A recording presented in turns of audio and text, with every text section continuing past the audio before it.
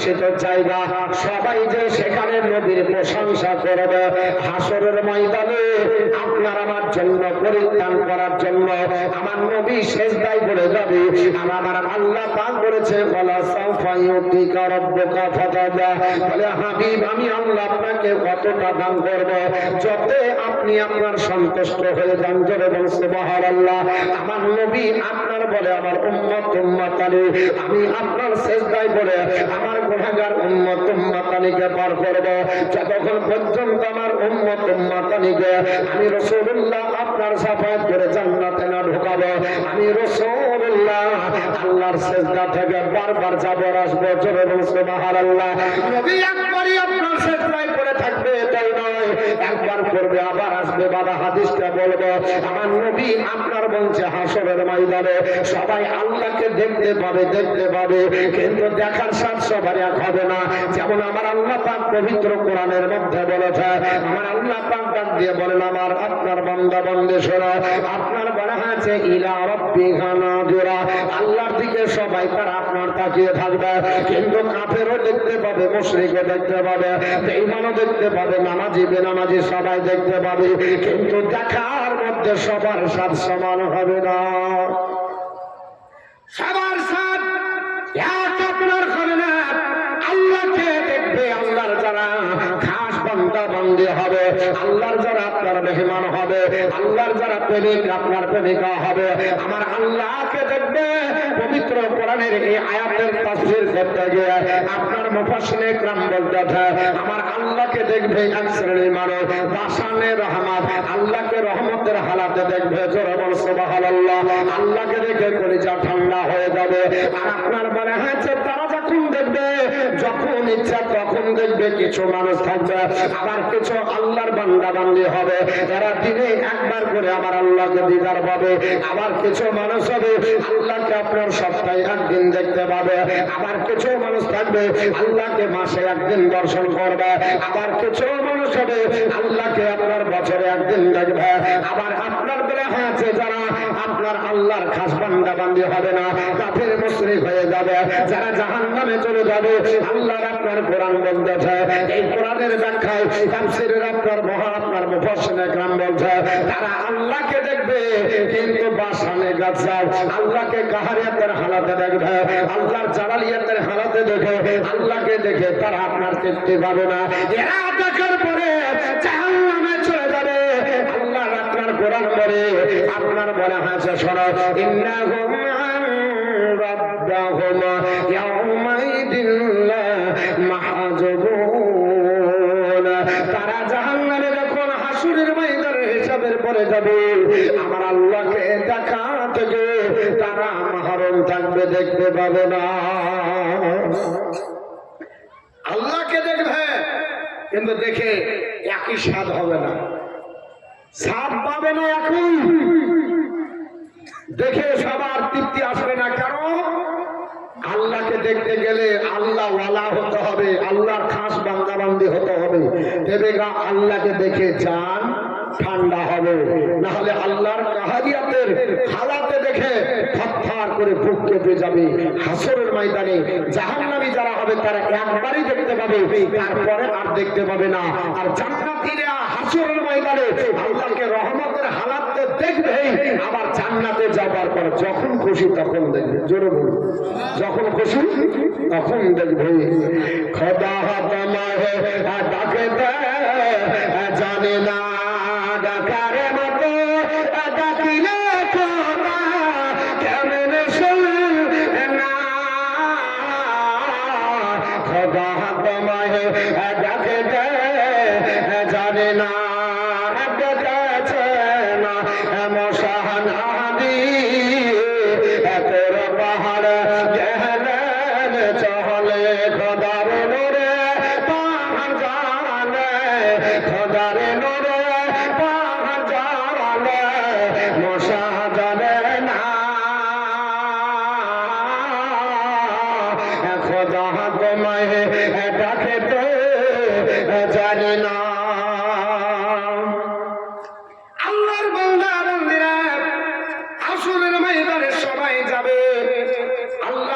পবিত্র জবান দ্বারা বলেছেন সবাই হাসরের ময়দান দৌড়াদৌড়ি করবে।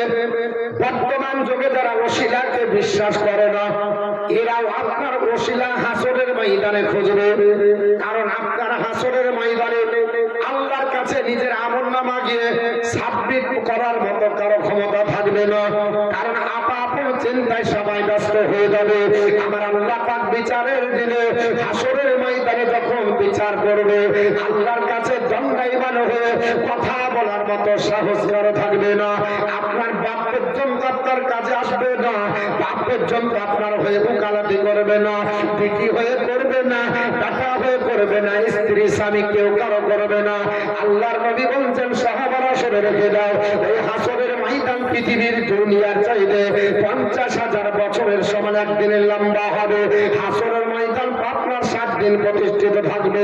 এই হাসরের ময়দান লম্বা এত হবে, গোটা হাসরের ময়দান ঘুরে ঘুরে মানুষেরা যখন পেরেশান হয়ে যাবে, মাথার উপরে সূর্য যখন থাকবে, প্রচন্ড রোদের কারণে মগজগুলো যখন টকবক করে ভরবে, সবাই হয়রান পেরেশান হয়ে এক জায়গায় দাঁড়িয়ে গিয়ে বলবে, ওগো আদম সন্তানরা আর কত দৌড়াদৌড়ি করবা, আর কত পেরেশানি হবা, কত আপনার চিন্তা ভাবনা করবা, আমরা করতে পারছি না।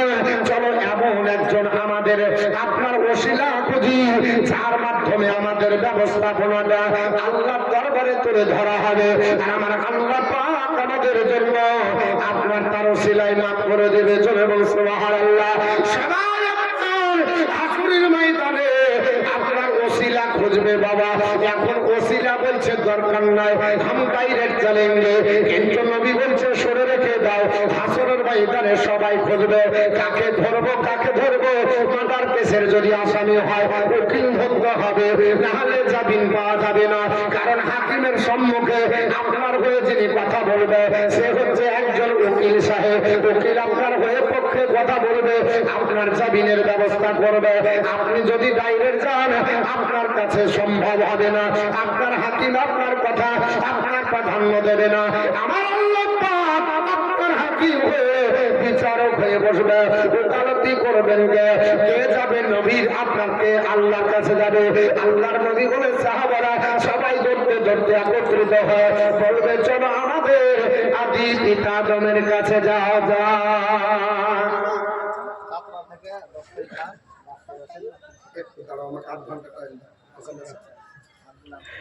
আপনার সবাই বলতে থাকবে, যাবার পর বলবে আমাদের আদি পিতা আদমের কাছে চলো। কারণ আদম আলাইহিস সালাম পৃথিবীর জমিনে আমাদেরকে আপনার তার মাধ্যমে পৃথিবী দেখিয়েছে। আদম সন্তান আমরা যেহেতু, আমাদের আপনার আদি পিতা আদম নবী, ওনার কাছে যে আমাদের কথাগুলো বলবো, নিশ্চয় আমরা যেহেতু তার সন্তান আমাদের কথা ভাববে। আল্লাহ নবী বলে ওই সময় সবাই আদম পয়গম্বরের কাছে আসবে, আসার পর বলবে আনতা আদম আবুন নাস। আল্লাহর নবী আদম আলাইহিস সালাম, আপনি হলেন আদম জাতির পিতা, আমাদের সকলের পিতা আপনার কাছে এসেছে, অতএব আপনি আমাদের হয়ে কিছু বলবেন। আপনার খলাকা বিয়াদিহি, আল্লাহ পাক আপনাকে নিজের কুদরতি হাতে তৈরি করেছে। আল্লাহর নবী আদমকে আমার আল্লাহ পাক তার চেহারা মোবারকটাকে আল্লাহর কুদরতি হাত দ্বারা আমার আল্লাহ তৈরি করে। সবাই গিয়ে বলবো আদম আলাইহিস সালাম আপনাকে আল্লাহ তৈরি করেছে কুদরতি হাতে। শুধু তাই নয়, আল্লাহ ভালোবেসে ও আসকানাকা জান্নাতাহু, আল্লাহ পাক আপনাকে জান্নাতের ভিতরে ভরেছে। আপনাকে আমাকে পৃথিবী আগে পাঠিয়েছে, তারপর আপনার জান্নাতে আবার ভরবে। আদম নবীকে জান্নাতের ভিতরে ভরে জান্নাত ঘোরার পারমিশন দিয়েছে আল্লাহ পাক। শুধু তাই নয়, ও আল্লাহর নবী আদম আলাইহিস সালাম ওয়া আসসাদাকা ওয়া আসসাদা আপনার ওয়া আসসাদালাকা মালাইকাতাহু, আল্লাহ পাক আপনাকে ওই জান্নাতের ভিতরে ফারিস্তার দ্বারা সিজদা করিয়ে নিয়েছে।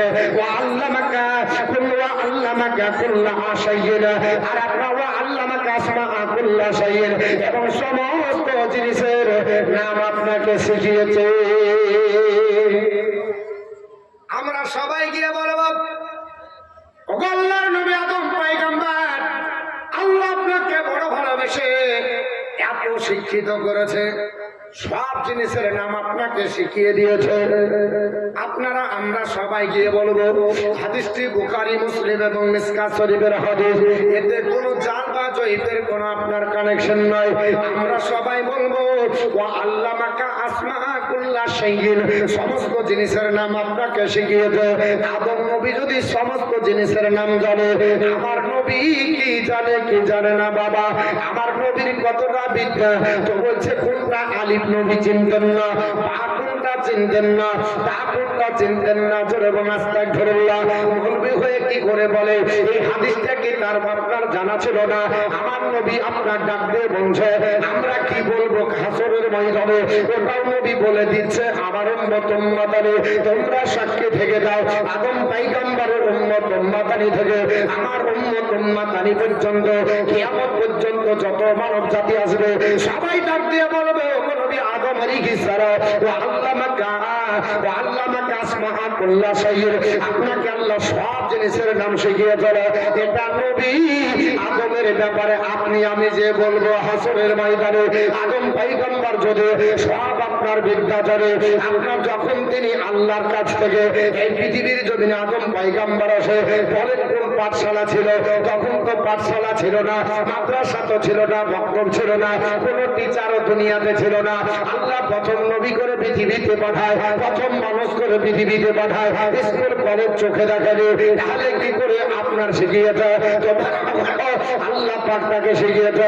আদম পয়গম্বরকে যদি সব জিনিসের নাম শেখায়, আর অপর জায়গায় ব্যাখ্যা করা হয়েছে, এই হাদিসের ব্যাখ্যা তো এসেছে আমার আল্লাহ পাক আদম পয়গম্বরকে 7 লক্ষ ভাষা শিখিয়েছিল।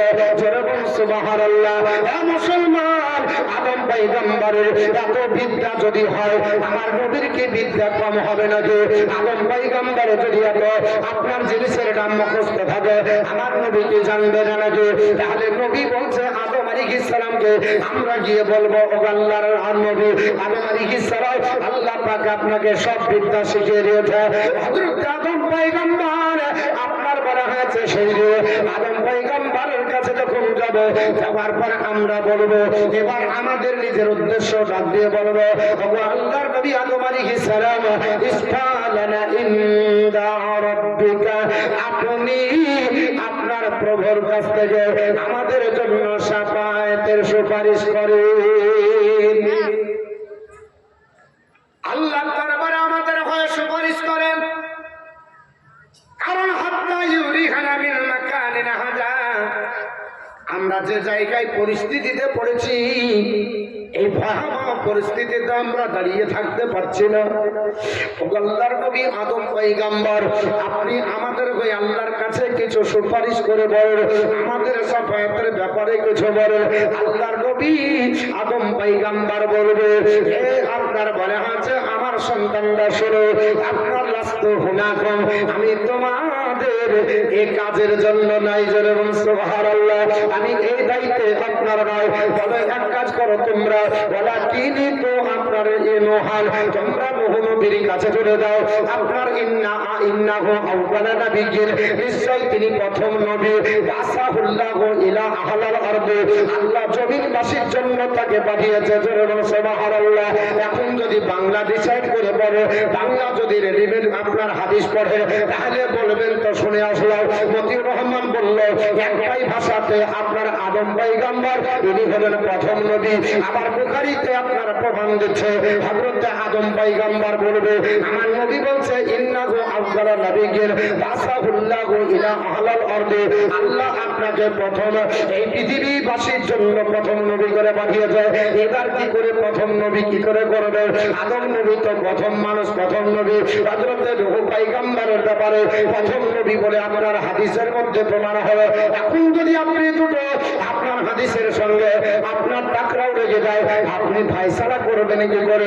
আদম নবীকে প্রথম মানতে হবে, হযরত নূহ পয়গম্বরকে প্রথম মানতে হবে।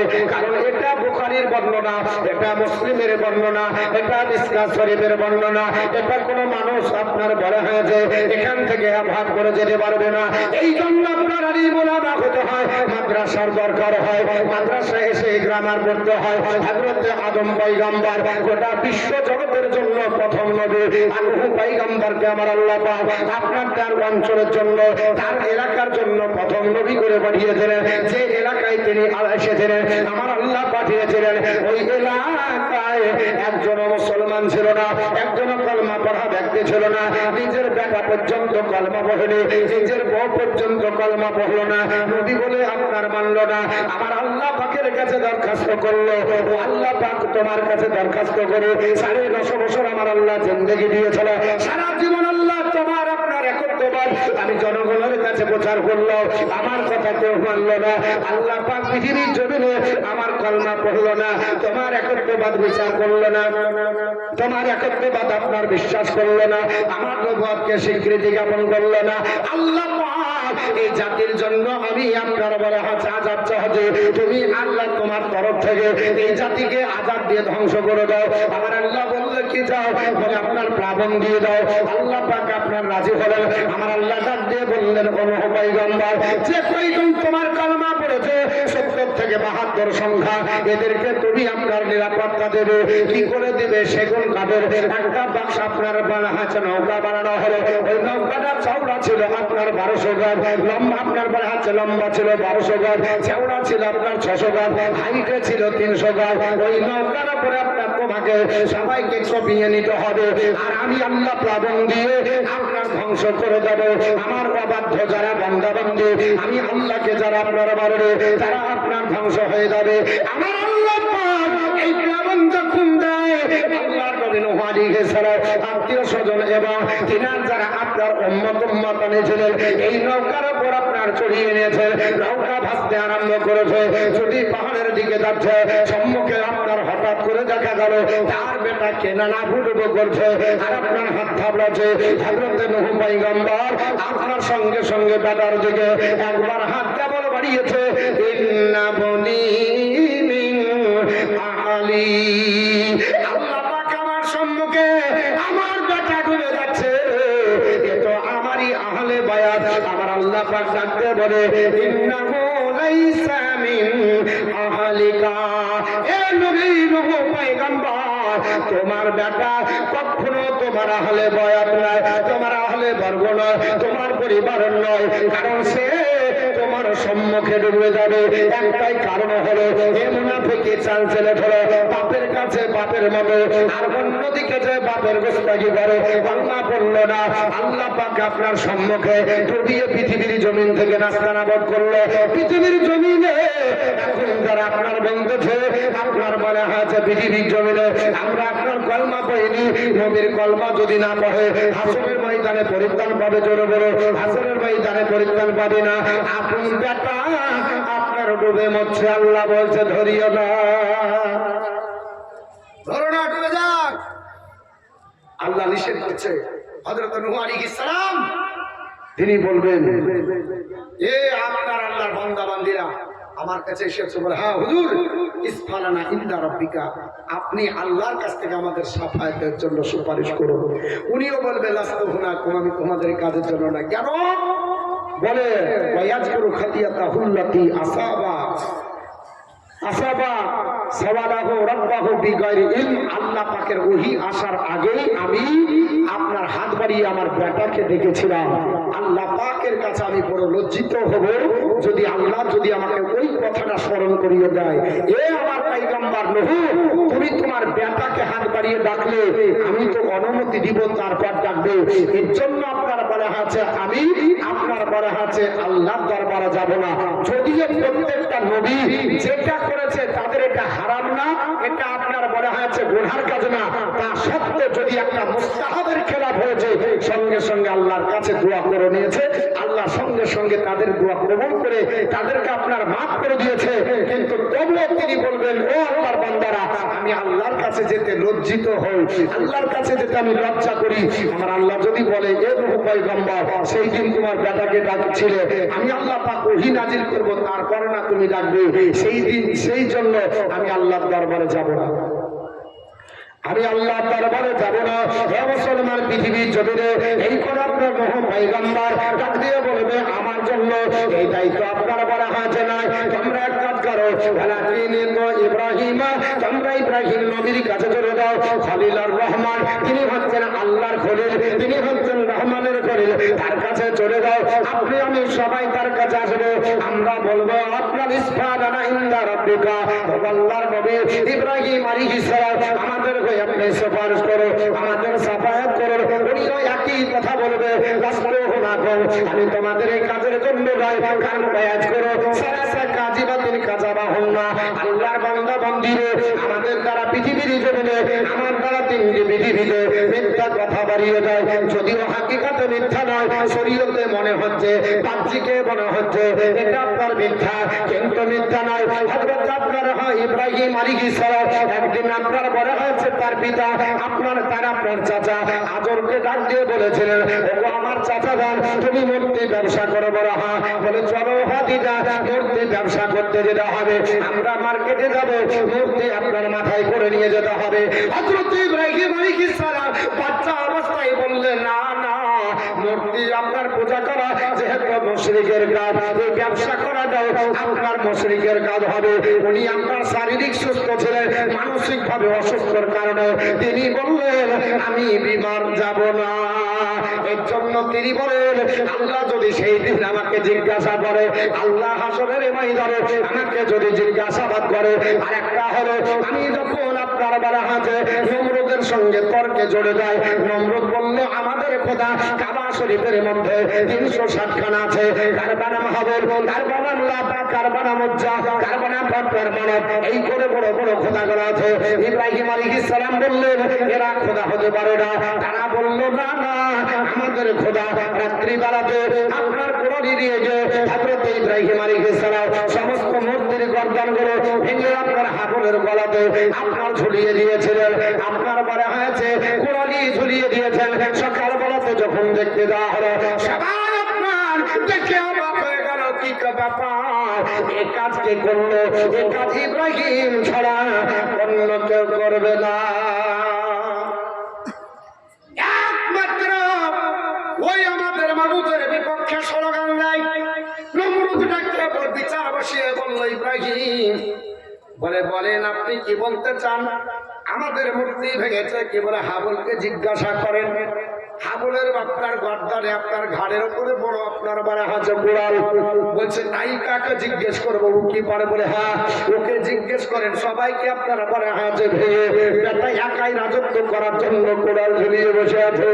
আপনার নমরুদ বলল না না, এটা সম্ভব হতে পারে না, কারণ আপনার বলা হয়েছে কিন্তু আমাদের হাতের তৈরি মূর্তি, কথা বলতে জানে না, বাক শক্তি তাদের নাই, চলার শক্তি নাই, চলন ক্ষমতা তাদের বন্ধ। আপনার বলা হয়েছে হাত উঠবে না, খেতেও পারে না, কাউকে মারতেও পারে না। ইব্রাহিম আলাইহিস সালাম বলেছিল, ওটাই তো আমিও বলেছিলাম, যে নিজের নিরাপত্তা দিতে পারে না সে কখনো বান্দার নিরাপত্তা দিতে পারে না। যে খোদা তার নিজের নিরাপত্তায় যদি না দেয় তাহলে তো বান্দার নিরাপত্তা দিতে পারবে না। এটা হলো আপনার 2 নম্বর। আর সারার ব্যাপারে জিজ্ঞাসা করা হয়েছিল, হযরতে সারা আপনার কে হবে? উনি বলেছিলেন আমার বোন। তিনার মারপেটের বোন ছিল না, তা সত্ত্বেও তিনি বলেছিলেন আমার বোন। এই কথার জন্য 3টি কথার জন্য উনি আপনার বলে হাজে যাবেন না।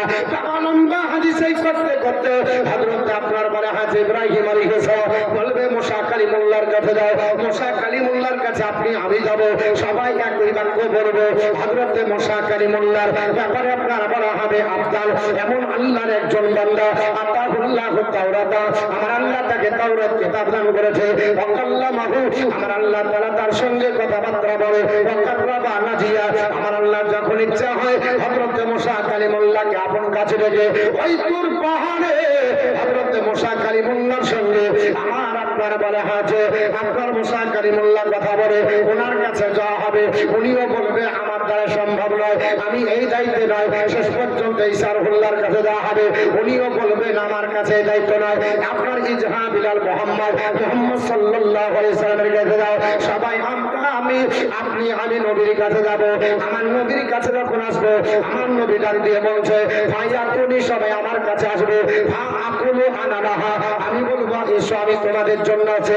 আল্লাহর নবীর কাছে দণ্ডায়মান আমার নবী আপনার বলবে ও আপনার আল্লাহর বান্দারা, ও আল্লাহর বান্দিরা, টেনশন করো না, আর তোমাদের চিন্তা করতে হবে না, আমি তোমাদের জন্য আছি, এসো আমার কাছে এসো। আপনি আমি নবীর কাছে দাঁড়াবো। আল্লাহর নবী আপনার বলবে আপনার ফাস্তাজিরু আলা রাব্বি, আল্লাহর কাছে আমি একটু অনুমতি নিই।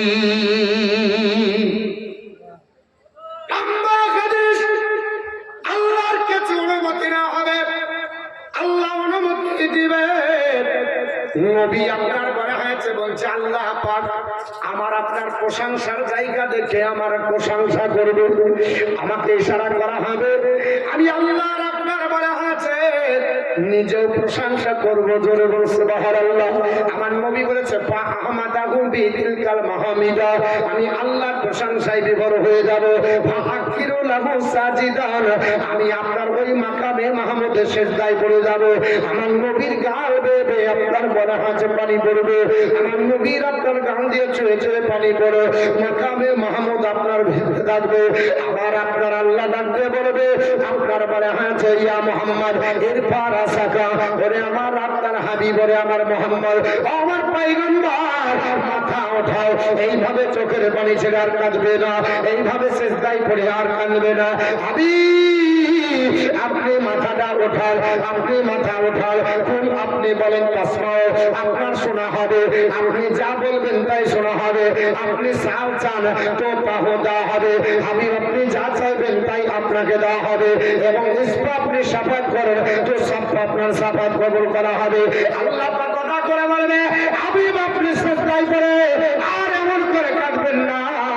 সারা জিন্দেগি কেঁদেছে আমার নবী উম্মতের মায়ায়, সারা জিন্দেগি দুনিয়াতে কেঁদেছে। কাঁদেননি? সারা জিন্দেগি কেঁদেছেন, এখনো নবী উম্মতের চিন্তায় আপনার কাঁদে। আরে সেই নবীকে চিনতে পারবো? আমার নবী আপনার বারে হাতে ওই জায়গায় কেঁদে বলবে আমার আল্লাহ পাক বলবে, আল্লাহ বলবে ওগো আমার হাবিব, ওগো আমার বন্ধু, এইভাবে আর কাঁদবেন না, মাথা উঠান, আপনি বলেন যা বলবেন শুনবো, যা চাইবেন দেব, আপনি সাফায়াত করবেন, আমি আল্লাহ পাক আপনার সাফায়াত কবুল করব। আল্লাহর নবী বলে পাক বলো, আমি বলবো ইয়া রাব্বি উম্মতি উম্মতি, হায় আল্লাহ আমার উম্মতের কি হবে, আমার উম্মত আমার উম্মত, আমার উম্মতকে আমার হাওয়ালায় করে দাও। আমার আল্লাহ পাক ডাক দিয়ে বলবে ওগো হাবিব শুনে রেখে দাও, ফায়ুকাল আল্লাহর তরফ থেকে আবাদ আসবে ইনতালিক হাবিব চলে যান, ফাখরুজ বের করেন মান কানা ফি কলবিহি মিসকালা শাইরাতিন মিনাল ঈমান। হাবিব এক আপনার জয়ের দ্বারা পরিমাণে আপনার উম্মত উম্মাতানের ভিতরে যদি জয়ের দ্বারা পরিমাণে ঈমান থাকে তাকে ধরে নার বেছে সাফাত করে জান্নাতে নিয়ে যান। জোরে বলুন